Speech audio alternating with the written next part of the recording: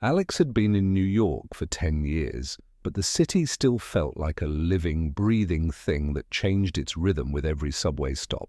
He lived in a CR-tight studio on the 12th floor of a brownstone in the East Village, the kind with a squeaky floorboard that sang every time he got up to make coffee.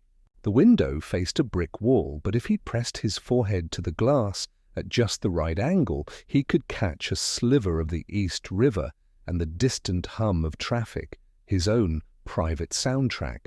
Mornings were a blur of espresso and the clatter of the L train.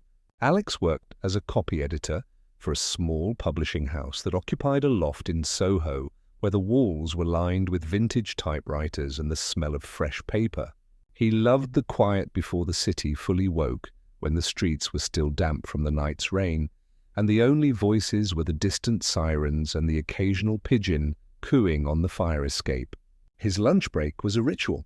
He'd walk to a tiny falafel joint on Fifth Avenue, order the same chickpea and tahini wrap, and find a spot on the steps of the New York Public Library's main branch. There, he'd watch the world rush by, a street performer juggling fire, a businessman in a crisp suit lost in his phone, a kid in a superhero cape sprinting after a runaway balloon. In those moments, Alex felt both invisible and utterly seen, just another thread in the city's endless tapestry. Evenings were his favorite. After work, he'd wander the streets without a destination, letting the neon lights guide him.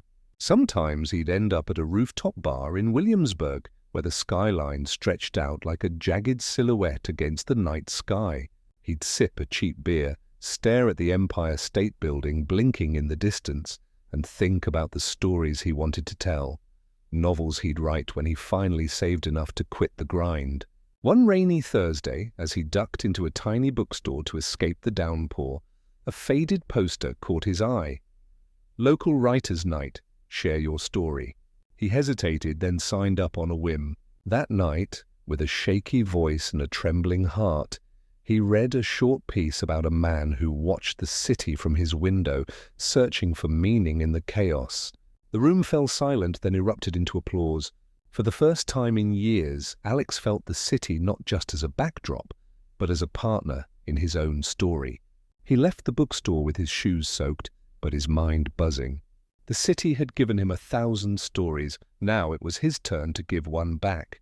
And as he stepped back onto the wet streets, the lights reflected off the pavement like 1,000 tiny stars, reminding him that even in the biggest city,